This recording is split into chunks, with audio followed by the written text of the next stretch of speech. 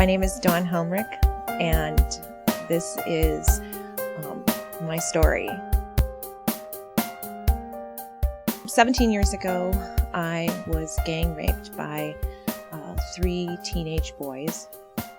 I was on my way to a party for one of my friends. I was 21 years old. I remember stepping outside of myself, out of my body, to make the pain go away.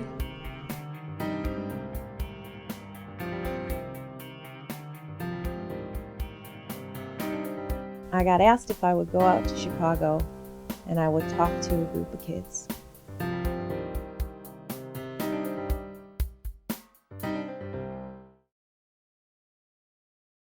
I was hired as the theater director at a youth program in Humboldt Park, and my responsibility was to develop a play based on what the youth in the program wanted, based on the issues that were going on in their lives. I remember driving out to Chicago and thinking, what am I going to tell a bunch of kids? I can't tell them this story and its graphic nature, and they're kids. They're just kids. I did various productions there, and each time what I would do is I would usually, we would get the group together of anyone that wanted to be involved in the next play, and we would kind of brainstorm and we would throw topics out there.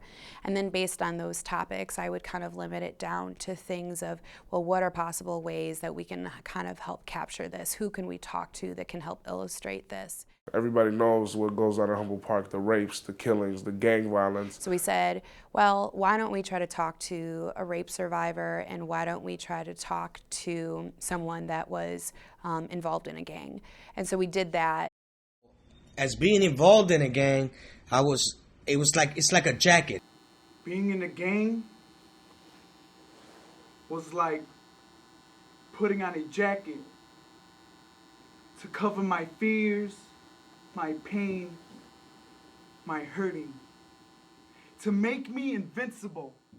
The person who actually will remain anonymous, who was formerly in a gang, was referred to us by someone that knew that we were doing the play. We interviewed him, and he talked to us about his experience in a gang and all the things that he did and how was it to try to get out. People that get hurt, they seek revenge.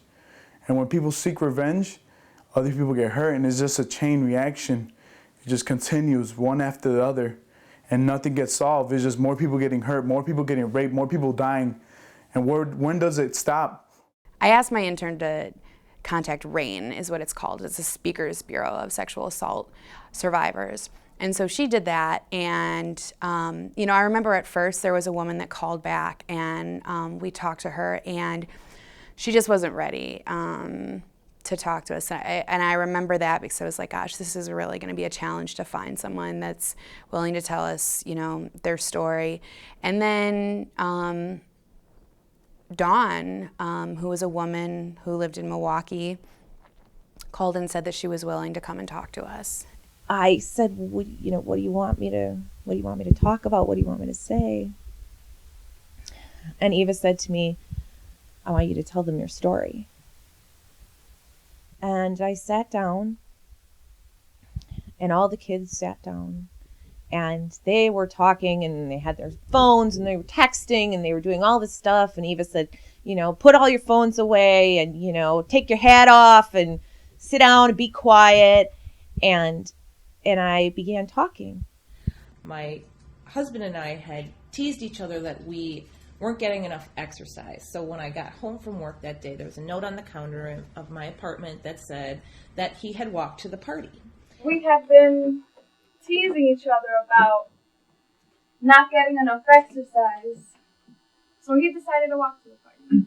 As I was telling my story, I saw the body language of each and every one of these kids change.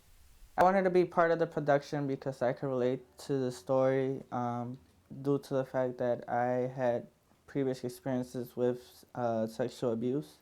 Some of them slumped down in their seats, and some put their head in their hands, and some of them started crying.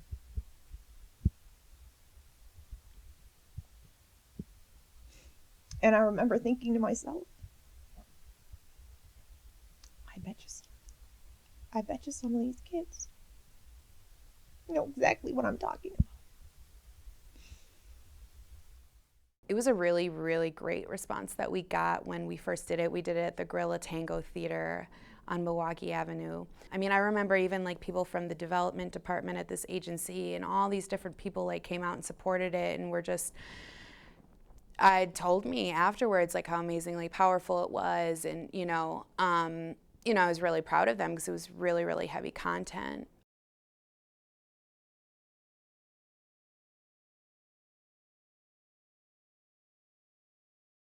I kept pushing for a meeting with the president of the agency because that was the person that had made this decision, and she would not meet with us. The youth center felt that we didn't have the right to really speak out in raw words on what our community, which is the Humboldt Park community, is going through.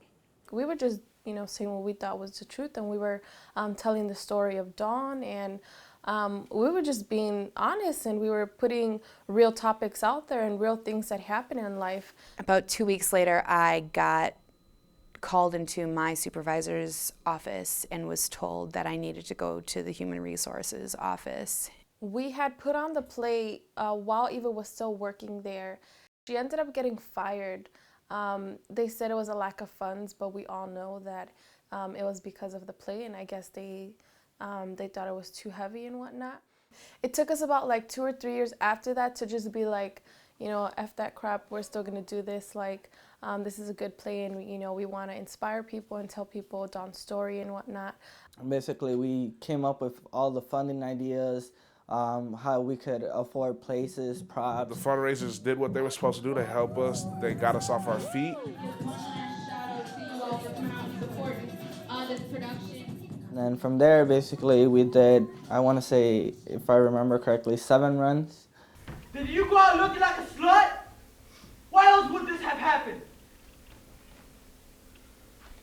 That was the first moment that I thought, this is gonna suck. This is really gonna suck. No one is gonna believe this wasn't my fault. It was a really intense thing for us to have to portray and have to practice every week rape and gang violence and domestic violence, and have to go through these emotions, because when you're acting, you're not just pretending to have the emotion. You have the emotion while you're there. You come with an attitude, you can leave with one. Don't you ever, and I mean ever, speak to me. The play also covers drug abuse. It covers almost anything that someone in an urban setting, but also a lot of people don't understand, everywhere go through these things. It's just in different ways.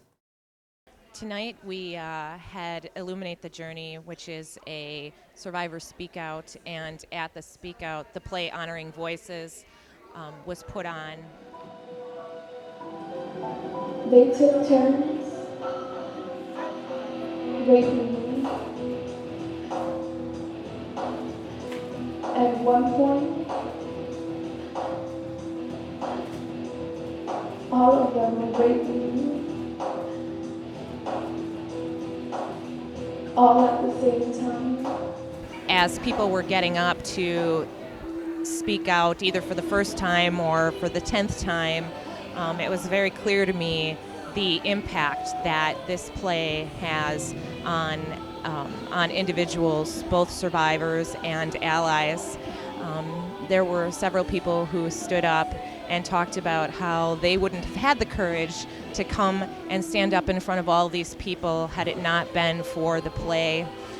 There were many people who really talked about how important the play was for their voice, and how the play mirrored some of the things that had happened in their own lives, and the strength and the courage that these kids had to be able to stand up and perform this play.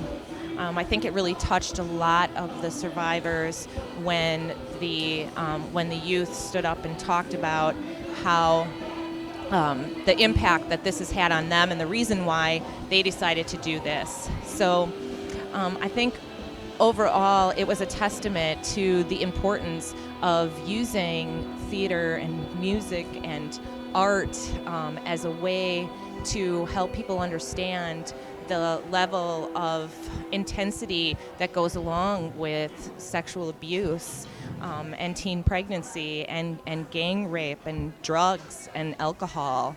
And I think that really was amazing to watch the people in the audience respond and respect the power of what this play can do.